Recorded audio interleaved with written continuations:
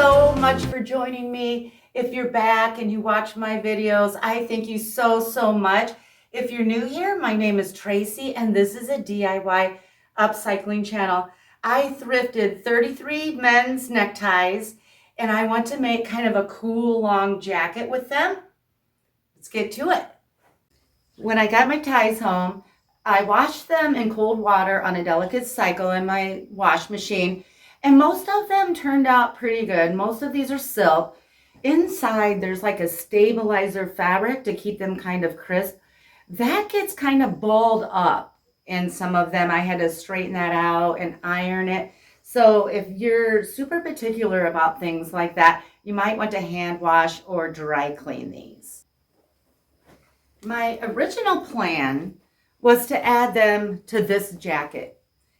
It's kind of a blazer with lots of colors, but when I laid it all out with it, this was way too bright for the ties that I had picked out. It just wasn't cohesive. Pattern on pattern I thought would be so fun, but that didn't work. So I went to this jacket. This is a jacket that I upcycled a long time ago before I started doing YouTube videos, and the colors were perfect with this. Even the blues kind of brought out the denim. This isn't a tutorial because I made this before I started doing that, but I'm going to lay it out and give you sort of a close-up and tell you exactly what I did if you want to create a similar look. The first thing I did to it was crop it, and then I ran a gold colored zigzag stitch about 3/4 of an inch up from the bottom all the way around it so that these seams don't come apart. And then I took bleach, pure bleach in a bowl with a white like t-shirt rag, something like that. And I just dipped that in, kind of wrung it out, but I wanted it pretty saturated. And I just swiped all over the jacket. Let it sit for under 10 minutes. That way I don't have trouble with it eating through my clothes. No longer than 10 minutes. Washed it and dried it. Now on the collar and down the front, I distressed it with a box cutter. This is a Slice brand box cutter from Amazon. And I did this on my table, not on a mannequin, but I had a cutting board. I just laid it underneath and just distressed it, ripped it up a little bit in different areas. I did a little extra bleaching on the back so that my quote would show up nicely. These are just some tapestry fabrics, random things out of different jackets and things like that. Just cut out little rectangles and zigzag stitched them on. Now, this quote is a Frida Kahlo quote. It says, "Passion is the bridge that takes you from pain to change." And then I gave her credit down here. Now, there are lots of tutorials on YouTube how to do letter embroidery, and it's really pretty easy and a lot of fun. And down here, just more strips of fabrics. This one I left. This was from a, I think an Italian wedding blanket. It still had some of the fringe on, and I left that on. I just think that looks cool. And then the Frida picture here was from a pair of socks that I found on Amazon, and I just cut that out and zigzag stitched it on. That was a long time ago. I'll look on Amazon and see if that's still available. See if I can find that link. Here's the inside. Kind of cool. You can see these zigzags and the back of the lettering there. And then on the front, just more random patches. This one's velvet.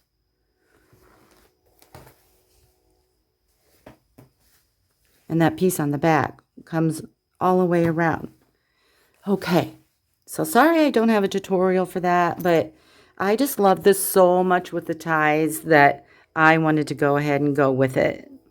I already have my ties laid out in the order that I want them, so now I just have to sew them all together.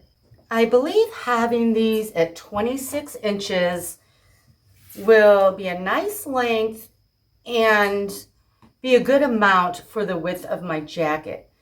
But what I'm going to do is cut every single one of these at 30 inches. That gives me room for error.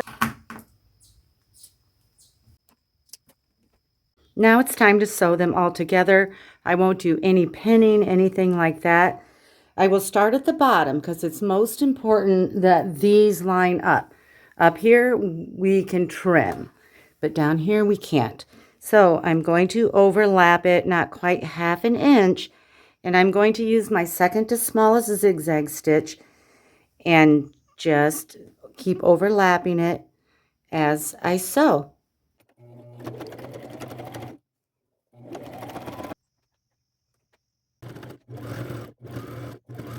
Okay, so I keep adding on to this end, and it's getting curvier and curvier and a little wonky, and I'm losing height. See, this is how tall it is here, and I'm just about 26 inches, and I don't want to lose any more height, so I'm going to turn it over. And these seams, even though it's the wrong side, you can see all the tags, these seams are just as nice as the ones on the front. So I'm going to start sewing on the tall end upside down.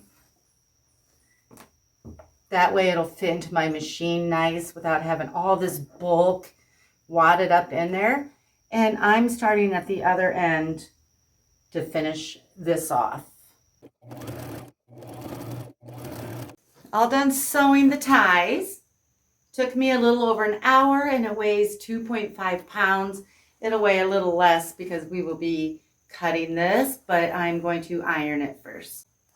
I'm protecting my ties with a tea towel. I'll lay that over top and iron it.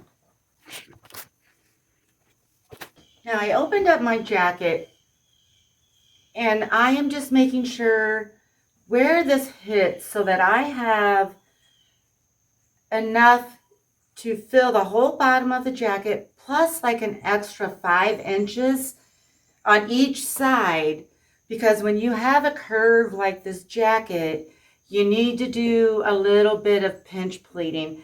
Nothing major, but if you don't pinch pleat it a little bit, it won't flow nice from the jacket. It will kind of suck in. So I'm giving myself extra for that. So that looks like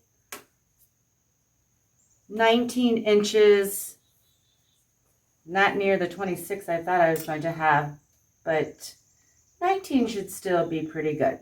Now I'm going to take some tailor's chalk, my yardstick, and I am going to mark 19 inches up from the bottom. I'm going to make little dashes all along here, and my yardstick will just follow the lines of the ties.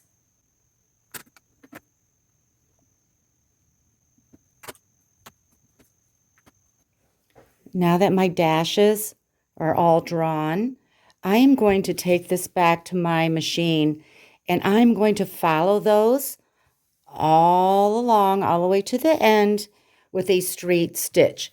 I want to secure that before I cut it so that these don't fall apart.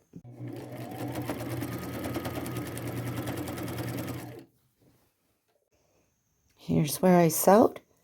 I'm going to trim this about 1/4 of an inch above that stitch line all the way down.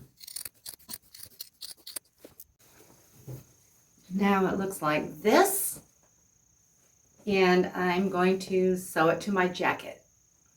Now my jacket is inside out, so what I'm going to do is I'm going to take this and overlap the jacket about 1/2 inch, but I'm going to start at the corner here and pin it. Then I'm going to go down to the other end and pin that as well. Now I'm going to find the center of this. I don't know, is it a ruffle, a peplum? I don't know. And then the center of my jacket and pin that. If you watch all my videos, you've seen me do this so many times. Find the center of this, the center here between these two pins, pin it down. And you just keep doing that until your gaps are smaller and smaller and at a manageable size that you can sew and comfortably make your pleats.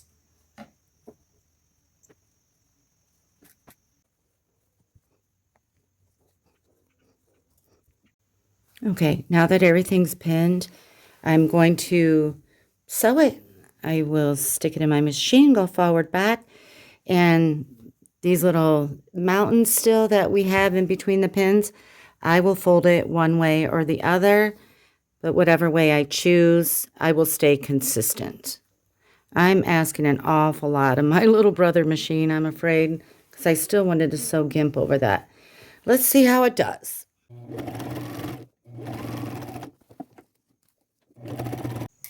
So this is what it's looking like. Now this part I'm not going to pin. I'm going to take, this is kind of a sagey green GIMP trim. I am just going to sew it along that unattractive, unfinished edge all the way across. When I start, I'll fold this over so that this is a nice clean edge and sew. And I will use a zigzag stitch.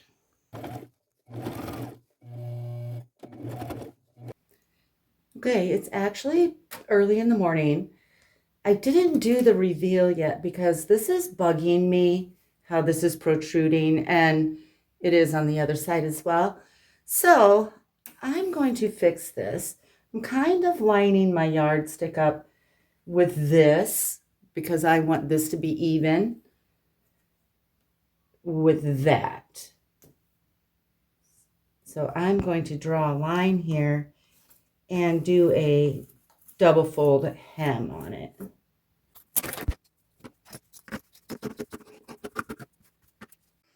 I like sewing one fold at a time rather than fold it, do it again.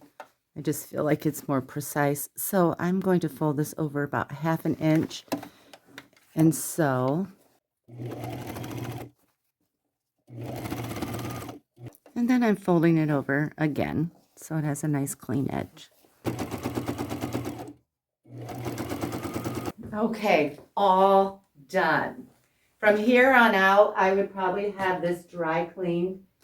You know, I have wanted to try something with men's neckties for a long time, but I have to admit, this was a challenge. They seem to have a mind of their own. This dress, I do have a tutorial for. I'll put the link in my description, but in the tutorial, it's purple. I've since dyed it wine.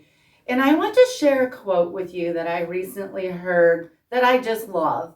So I have quite a few different social medias, and 99.9% of the interaction and comments are wonderful and uplifting and positive. But I do get some nasty, mean comments. That just goes with the territory, right?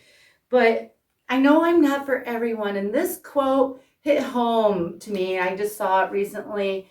It says, I would rather be one person's shot of whiskey than everyone's cup of tea. I just have to keep that in my mind when I read the negative comments. All right, I'll bring that in a little closer so you can see more of the details. And I thank you so much for watching.